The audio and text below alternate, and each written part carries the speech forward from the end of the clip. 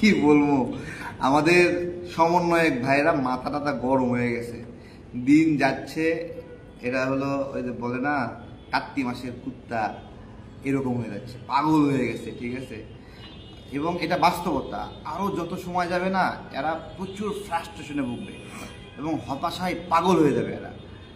আজকে দেখছেন না কি বলতেছে হাসনাত, বলতেছে যে বিমান মাইলস্টোনে না পড়ে সচিবালয়ের উপর পড়া দরকার। তার মানে সচিবালয়ের সচিবদের উপর তার কি পরিমাণ বিদ্বেষ চাপছে। কিন্তু আমার প্রশ্ন হলো, হঠাৎ করে এই বিদ্বেষটা কেন, মানে এই রাগ কেন যে বিমান নিয়ে যাইয়া একবারে সচিবালয়ে ফেলবে? কি এমন ঘটছে সচিবালয়ে?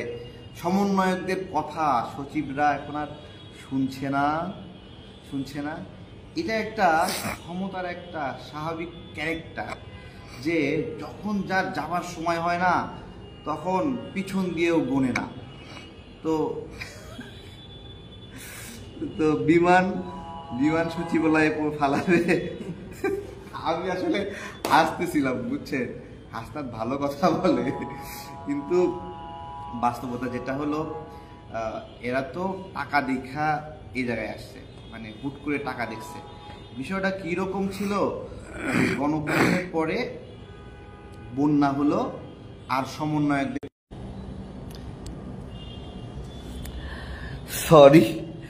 তো যেটা বলছিলাম যে বন্যাও হলো আমাদের সমন্বয়কদের কপালও খুলে গেল, টেয়াতে সব দুমাইয়া অবস্থা। কি হলো, তাবাসসুম নাকি না নুসরাত তাবাসসুম নাকি যেন নাম, হ্যাঁ, গুচি ব্যাগ কিনলো 3200, 1.5 লাখ 2 লাখ টাকা দামের স্যুট জুতা একটা ব্যাগ, সেই ব্যাগের নাম লাখ টাকা। এই একটা অবস্থা, কপাল খুলে গেছে। এখন দিন যাচ্ছে, হতাশা বাড়তেছে, ফ্রাস্ট্রেশন বাড়তেছে। হাসনাত বলতেছে মানে যে একটা যদি কেউ দেখাতে পারে যে নিয়োগ জালিয়াতি করছে বা সুপারিশ করছে, তাহলে রাজনীতি করবে না। হাসনাতকে বলি, তুমি বিএনপির সাথে জোটবদ্ধ হইও না, তাহলে দেখবে যে বোতল থেকে সিপি খোলার মতো যে এরকম ভাবে টপ করে শব্দ হয় না একটা, হ্যাঁ, তোমাদের এরকম টক করে শব্দ হয়ে তোমাদের জালিয়াতি সব উসলায় পড়বে, তাই না? ওই যে সিনেমাতে দেখে না যে কি না ওয়াইনের বোতল খোলার জন্য টক করে খোলে আর ফেনা উঠে যায়, শ্যাম্পেন নাকি, ঠিক আছে।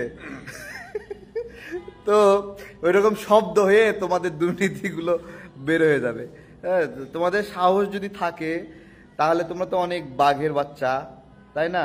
তাহলে তোমরা বিএনপির সাথে জোট করো না, কারণ বিএনপির সাথে জোট না করলে যে খেলাটা হবে, গণ অভ্যুত্থানের পরে মানুষের আশা প্রত্যাশা ভালোবাসার গণ অভ্যুত্থান জুলাইয়ের, তোমরা যে কি পরিমাণ চরিত্র হনন করছো, তোমরা যদি বিএনপির সাথে জোট করো তাহলে তো এটা আর বের হবে না। যেইটুকু বের হয়েছে এর মধ্যে ছিল ওয়াসার নিয়োগ জালিয়াতি, একবারে সুন্দর করে নাহিদ ইসলামের সিলমারা নিয়োগ বাণিজ্য, এরপরে সিলমারাকার আসিফ মাহমুদের নিয়োগ বাণিজ্য। তো দুইজনই তো বিএনপির সাথে জোট কইরা এখন আবার ক্ষমতায় চলে আসবো, আবার এমপি হব, হয়তোবা মন্ত্রী হয়ে গেলে তাহলে কি হলো, তাহলে তো আর, অর্থাৎ এদের ক্ষমতাহীন হওয়াটা খুবই জরুরি। এদের ক্ষমতাহীন না হইলে এইখানে যে কি বিভৎস রূপ ছিল, এইখানে যে কি পরিমাণ এক একজন সমন্বয়ক যাওয়া আসি করতো, ঘোরাঘুরি করতো, খালি ঘুরতো, পোকার মতো ঘুরতো, ঠিক আছে। আমার কর্মী যে সমন্বয়ক, সেও আমার কাছ থেকে 2500 টাকা ম্যাচ ভাড়া দিত, সে এখন এই পল্টনের পাশে একটা এখানে বাসা আনেছে, প্রায় 22-23 হাজার টাকা নিয়ে এসে থাকে। এই যাদের অবস্থা, সেই হাসনাত বলতেছে নুরুল হক নূরকে একটা যদি দেখাতে পারে, আরে বাপ রে বাপ, কি হ্যাডাম, ঠিক আছে ভাই, তোমরা ত্রাণের টাকাটা যেভাবে মাইরে খাইছো, এটা কিভাবে তোমরা বিচার দেওয়া বলো? ফেনী, নোয়াখালী, কুমিল্লা, লক্ষ্মীপুর নাকি এই কয়েকটা অঞ্চলে বন্যা হয়েছে। তো কুমিল্লারও বন্যার টাকা সব কিছু মিলিয়ে মানুষ উজাড় করে দিল, একবারে কিভাবে দিল, রিক্সাওয়ালা তার টাকা দিয়ে দিল, ঠিক আছে, কাজের মহিলা নাকফুল দিয়ে দিচ্ছে। আবেগটা কীরকম, গণ অভ্যুত্থানের সন্তানেরা সেই আবেগ থেকে রিক্সাওয়ালা টাকা দেয়, গৃহবধূ নাকফুল খুলে দেয়, কানফুল খুলে দেয়, হাতের বালা কুইলা দেয়, ঠিক আছে, ব্যাংক ছোট বাচ্চা স্কুলের টিফিন বাঁচানো টাকা সেটা নিয়ে দিয়েছে। সেই টাকাগুলো কিভাবে লুটপাট করলো, এক একজনের রাতারাতি ভাগ্য বদলে গেল, গাড়ি নিয়ে ঘুরলো, মানুষের আবেগের। আমি একটা কথা বলতেছি যে আমাদের আল সুন্নাহ ফাউন্ডেশন আছে, আরও বিভিন্ন ধরনের মানবিক কাজ আছে। দেশে একটা প্রাকৃতিক দুর্যোগ হইলেই যে পরিমাণ টাকা পয়সা সেখানে জমা হয় এবং সেগুলো নিয়ে অনেকে ভালো কাজে ব্যয় করে, অনেকে খারাপ কাজে ব্যয় করে। সেই জায়গায় এই গণ অভ্যুত্থানের পরে যেই পরিমাণ মানুষ আহত হয়েছে, যেই পরিমাণ মানুষ নিহত হয়েছে, সেইটাকে কেন্দ্র করে গণ অভ্যুত্থানের সংগঠন হিসেবে এনসিপি, নাগরিক কমিটি, নাগরিক পার্টি, বাঘের সাও, বিলাইয়ের সাও, হরিণের সাও, মানে বাকশাসের কথা বলতেছি, গণতান্ত্রিক ছাত্র সংসদ বাংলাদেশ বাকশাস, তো বাঘের ছাও কত কিছু বানায় ফেললো, আবার নতুন করে ছাত্র শক্তি বানালো। এদের যে সামগ্রিক আয়োজন, বাপ রে বাপ, মাথার উপরে ত্রাণের বস্তা এখান থেকে ওখানে নিয়ে যায় ভাইরাল। কি হয়েছে, আল্লাহ ডাইরেক্ট ফেরেশতা কাছ থেকে নামায় দিছে, তারা ত্রাণ কার্যক্রম করতেছে। পরে দেখা গেল সে ঠেকা নাকি এদের কাছে রয়ে গেছে। পরে কি করলো, আমরা তখন ধরলাম, তখন তো সাইরে দেমা কান্দে বাসি একটা অবস্থা, সবাই বলা বলি শুরু করলো। তারপরে কিছু টাকা নিয়ে যায় কই দিল, ত্রাণ মন্ত্রণালয় ত্রাণ পুনর্বাসন দিল। এখন আমার প্রশ্ন হলো, ত্রাণ পুনর্বাসনেও তোমরা যদি টাকাটা দাও, সেই টাকাটা যে ফেনী, নোয়াখালী, কুমিল্লার মানুষ, চাঁদপুরের মানুষ পাইছে, তার প্রমাণ কি? সবচেয়ে বড় যে জালিয়াতি, সেই জালিয়াতিটা হলো এরা ক্ষমতার অংশীদার এবং এরা উপদেষ্টা পদে থেকে এরা নির্বাচন করতে চায় এবং সেই নির্বাচন করার পূর্বে রাষ্ট্রের 300 কোটি টাকা, 400 কোটি টাকা নিজ নির্বাচনী আসনে নিচ্ছে। অর্থাৎ তারা সরকারি অর্থ নিজের নির্বাচনী প্রচারণার জন্য ঠিক নির্বাচনের আগে সেখানে উন্নয়ন কার্যক্রম করছে। কিন্তু মুরাদনগর দেবিদ্বারের নাগরিকদেরকে বলবো, এই লোকগুলোই আপনাদের ত্রাণের টাকা কিভাবে চুরি করছে আপনারা স্মরণ করেন। আপনাদের কেউ যদি পেট ভইরা খাওয়ায় তাহলে আপনারা ভোট দিবেন, নাকি দীর্ঘ সময় টেকসই একটা নেতৃত্ব দরকার যে চুরি করবে না, বাটপারি করবে না? কি দরকার আপনাদের? একজন ভালো নেতা দরকার, নাকি ওই ক্ষমতা পাইয়া 300 কোটি টাকা দিল আপনাকে, ওই 300 কোটি টাকা তো সারা বাংলাদেশের বরাদ্দ ছিল, সেইখান থেকে বিভিন্ন জায়গায় বঞ্চিত করে হারকিউলিস কি করতো? হারকিউলিস কেন জনপ্রিয় না? হারকিউলিস বিভিন্ন জায়গা থেকে লুটপাট, চুরি চামারি করে নির্দিষ্ট এলাকার লোকদেরকে দিত।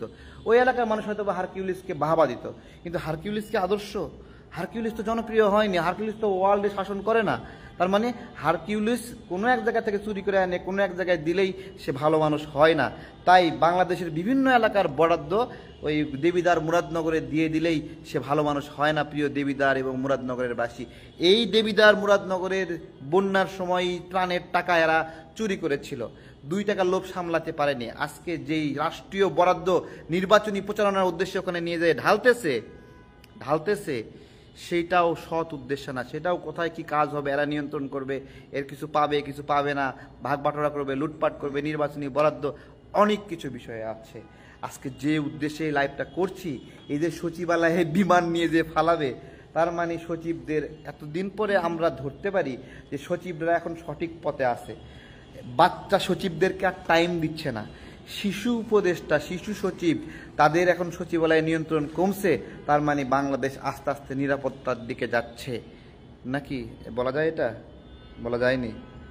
আচ্ছা, আমাদের জুলাই যোদ্ধা এখানে আছেন, একজন সহযোদ্ধা, কয়েকদিন আগে গুলতি নিয়ে ধরা খাইছিল।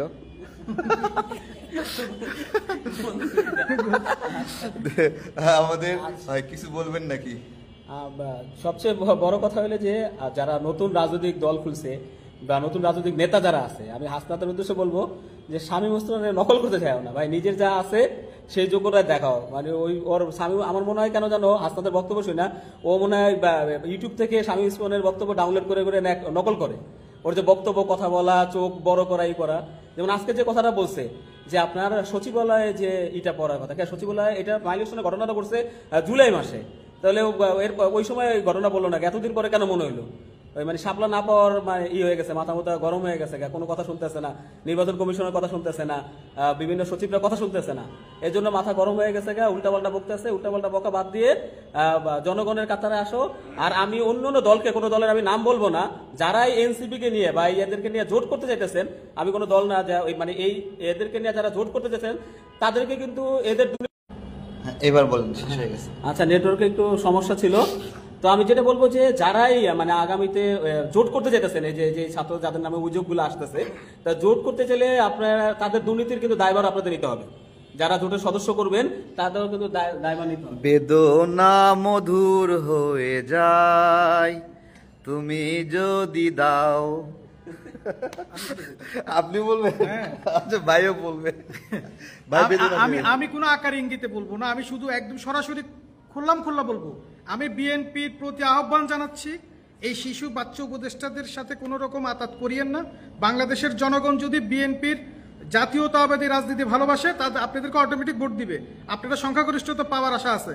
কিন্তু আপনাদেরকে সাবধান করে দিতে চাই, আপনারা যদি এই আমাদের জুলাই অভ্যর্থন ছিনতাইকারী এই গোষ্ঠীর সাথে যদি আপনারা কোনো রকম আতাত করতে যান, কোনো রকম জোটবদ্ধ হতে যান, তাহলে বাংলাদেশের জাতীয়তাবাদী মানুষ যারা বাংলাদেশের চেতনা ধারণ করে, এরা আপনাদেরকে বয়কট করবে। ওই শিশু উপদেষ্টাদের সাথে অনেক ধন্যবাদ। এটা আমাদের ভাইয়ের বক্তব্য, আমি এত কঠিন ভাষায় বলতে চাই না।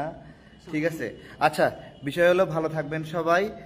বাংলাদেশ একটা কথা বলেছে যে এই জুলাই গণ অভ্যুত্থানের পরে সীমাহীন লুটপাট হয়েছে, এই বিষয়ে কেউ অস্বীকার করতে পারবে না। সেই লুটপাটের পরে বাংলাদেশের অসংখ্য বিভিন্ন জায়গায় চাকরি বাকরি করা মানুষকে নিয়োগ থেকে বাদ দেওয়া হয়েছে, তাদেরকে আওয়ামী লীগ দোসর সেই হিসেবে বাদ দেওয়া হয়েছে, আরও বিভিন্ন ট্যাগ দিয়ে যেখানে যার ভালো লাগছে। ধরেন কারো একটা স্বাস্থ্য ভাইয়ের নিয়োগ পাওয়ার ইচ্ছা, কিছু টাকা দিছে, তাহলে যাকে সরাই সেখানে আনতে হবে, তাকে আওয়ামী লীগের দোসর বানায় তারপরে তাকে সেখানে অন্য একজনকে সেখানে নিয়ে আসো। এসবের হাট বসেছিল, হাট এই হাটগুলো কারা বসিয়েছে সেটা আপনারা ভালো করে জানেন। সেই হাটের ইজরাদার তোমরা। এখন তো পাগল হয়ে যাবা তোমরা, ঠিক আছে? পাগল হয়ে যাবে, সব পাগল হয়ে যাবে, ঠিক আছে? পুরা এনসিপি, পুরা সমন্বয়ক সবাই পাগল বেদিশা হয়ে যাবে, ঠিক আছে?